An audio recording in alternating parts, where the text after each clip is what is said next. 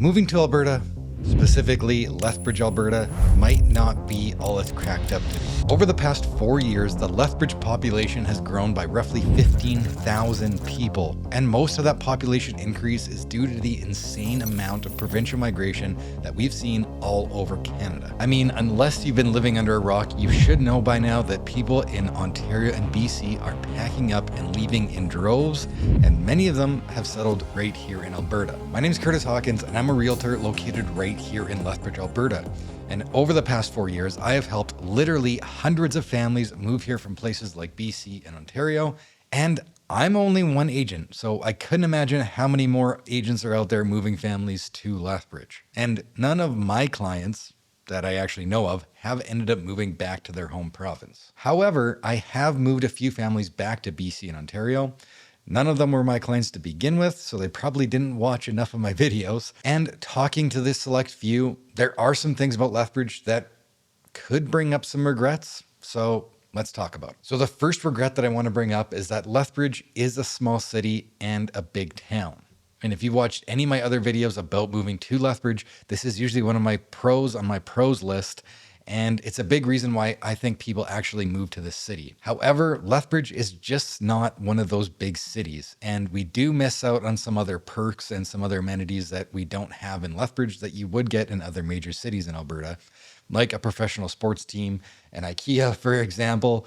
And we do miss out on big concerts every once in a while because they, are attracted to that big population and those bigger centers. Another thing would be we don't really have like a White Ave or a 17th Street like they do in Calgary or Edmonton, for example, where there's hockey playoffs and then everybody rushes to White Ave or rushes to 17th Street and they have a big party. We definitely miss out on a lot of that stuff. Again, just because we are a bit of a smaller city. Now, the reason why I say that Lethbridge is a big town and a small city, and that I usually say that's a pro, is because we don't have a lot of traffic.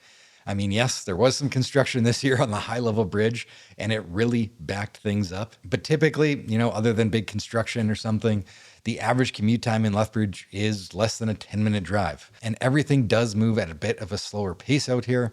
And I think that's what most people want and what they're looking for when their lifestyle, when they end up coming to a place like this.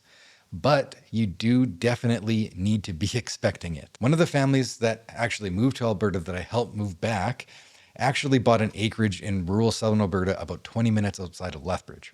And the commute time was a lot longer to get back into town. And they were constantly driving their kids back and forth to school.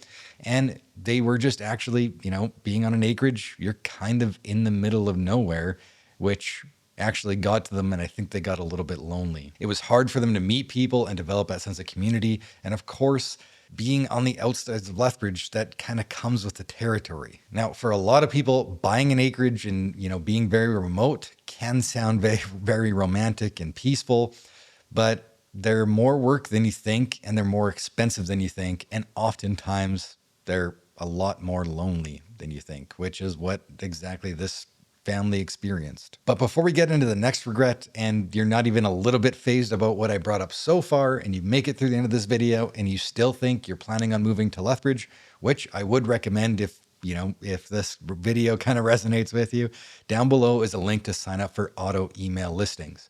Basically how this works is you type in your desired criteria and you'll get an email with every single listing that's currently available within your criteria. And every email after that will be any new listing that hits the market, so you never miss one. But let's get back to the video. The next regret is weather. And again, this is usually on my pros list when it comes to moving to Lethbridge because our summers are typically very hot and dry, and they're also calm. And the winters, well, they're also very mild. And honestly, they're some of the best conditions in all of Canada and especially in Alberta.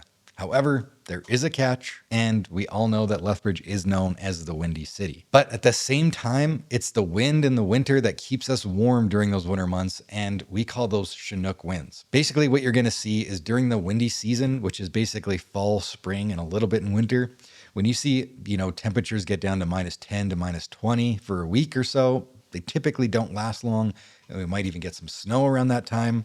But before you know it, after about that week, it's going to get windy for about 2 to 3 days. And I mean really windy for 2 or 3 days.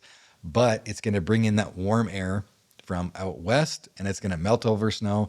And sometimes this happens in the matter of days. Now, don't kid yourself. We do get extreme winds here. maybe 2 to 3 times a year, we're going to see winds upwards of 100 kilometers per hour.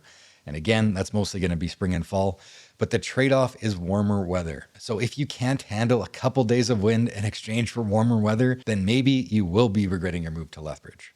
But in my opinion, it's nothing that you can't get over, especially with 333 days of sunshine per year. Now, this next regret is something that definitely makes my blood boil, and it's something that I wish I could personally do more about, and it's something that I just do not want to do, but it is property tax. So just in general as a whole, we don't have a provincial sales tax, nor do we have a land transfer tax when it comes to buying and selling properties. And we do have one of the most affordable housing prices in the entire country. Typically, I tell clients to expect property taxes will be about 1% of the purchase price of your home. Now, that's not really an exact calculation that's used by the tax man, but it's a pretty close guesstimate in my opinion. The only real justification I have for property taxes being higher than the average in Lethbridge is because we have more park space per capita than anywhere else in Alberta, and we're also less dense than most cities. Lethbridge is mainly single family homes, and is why most people are choosing Lethbridge, is because they want a single family detached home with more space and more yard. We have next to no apartments and we have next to no high rises, which means that the city can't collect taxes vertically. They have to collect them horizontally. And when you have a municipality that's mostly detached houses, and there's lots of space in between, that means they can collect less tax dollars per square foot, if that makes sense. So at the end of the day, you're probably going to be getting more space, cheaper housing, and less overall taxes, but the property tax is one thorn in my side that I wish I could remove. Now, the last regret that I'm going to go over is basically going back to that small town and big city vibe, but in a little bit of a different context. And that's that if you're moving from a heavily populated area, you're probably finding that there's a lot of anonymity. Meaning that, you can go to a grocery store, you can go to an event or go to a coffee shop, and you're likely not going to run into anyone that you know. Whereas in Lethbridge, literally anywhere I go, I almost always run into a client, a friend, family. I'm always just running into somebody that I know. Literally all the time. And this is something that's pretty exclusive to Lethbridge. And I think it's pretty easy to find your own community and make some friends in Lethbridge. And like I said, anywhere you go, you're going to be bound just to run into somebody. And honestly, I do think it's pretty important to have this in a community. And, it's actually kind of healthy for people. But if you're not used to it and, you just want to do your own thing, this could be a big change for you, again, if you're not expecting it. So there are a few regrets you might have if you're thinking of moving to Lethbridge. So let me know down in the comments if you think any of these things are a deal breaker, or if there's any others that I might missed. Thank you guys so much for watching. Again, my name's Kurtis Hawkins from Real Broker on the Real Estate One team. And if you guys like this video and want to see more, there's a whole playlist right here. Or if you never want to miss another video, just subscribe.